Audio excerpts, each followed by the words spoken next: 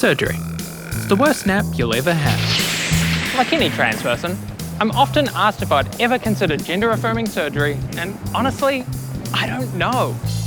Whenever I consider the possibility, I find myself weighed down by the waitlist, the horror stories, and the costs. But more than anything, I don't want to end up needing something that I simply can't have. But maybe that's just fear talking. So today, let's move past the speculation and find out the real cost of getting under the knife. My name is Perrin Hastings. I'm an animator, game master, and trans feminine creature of the night. In this series, I'll be diving deep into the everyday struggles surrounding gender and biological sex to see how we define ourselves, what it's like to live life in transition, and to give you a healthy crunch of comfort in this batshit crazy world. This is the Gender Agenda.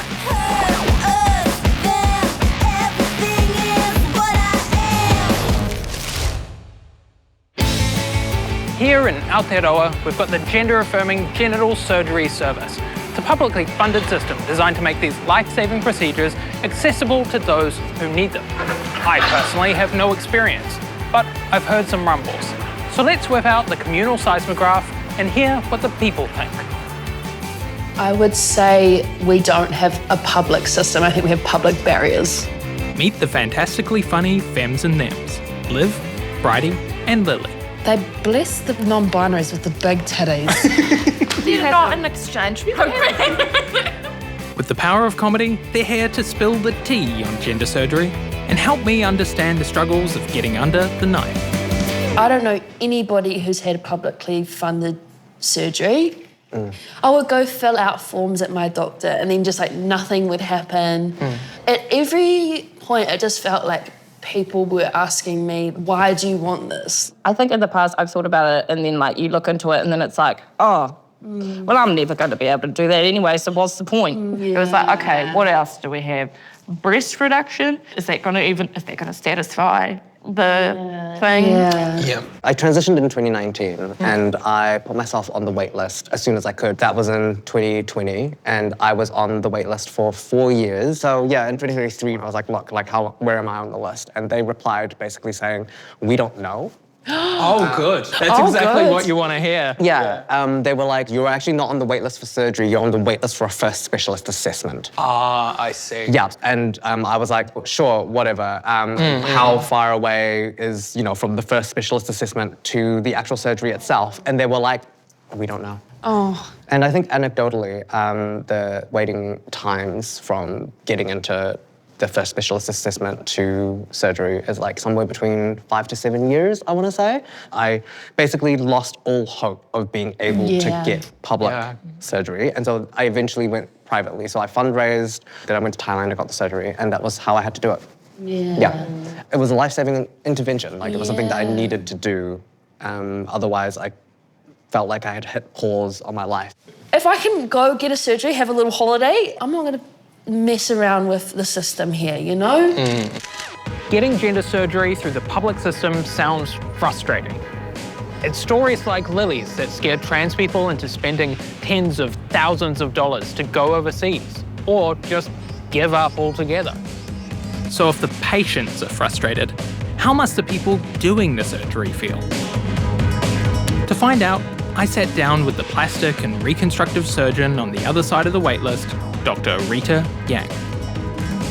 So we know the New Zealand system isn't perfect, but for people who do make it through, what does their experience typically look like?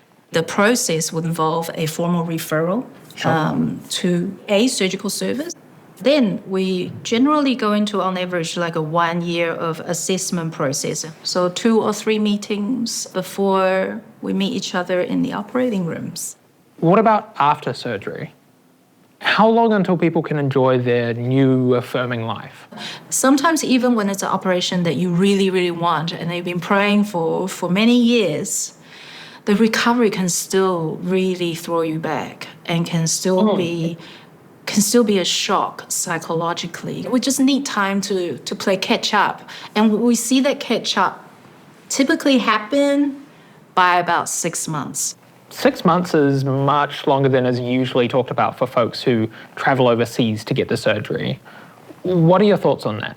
One of the biggest concerns I have about the existing medical tourism model is it trivializes a complex medical procedure. It sells the dreams of you come here and have a medical holiday for 3 weeks and everything is going to be fine in your life. That's just not the case, you know. The recovery is so much longer. So who do they go to if there's a complications? You know, the reality is our system is quite restrained right now. So if a clients go overseas, have surgery, and they have a complications, there's no guarantee that they will have the provision to be cared for in New Zealand. We've got to be able to look after our patients locally. To truly grasp the root of these issues, we need to understand that Aotearoa's health system is overstretched and underfunded. And despite the best efforts of folks like Dr. Rita, trans healthcare is often left fighting for scraps. But why is the government ignoring our needs? And what can we do to change it? Meet Jennifer Shields. It's the Managing Director of Qtopia and the VP of the Professional Association for Transgender Health Aotearoa. She's on the front lines of the fight. So what's she doing to help? So locally through Qtopia, we've had a clinical lead for trans health role that has been employed by the local healthcare system for at least the last 5 years, I would say.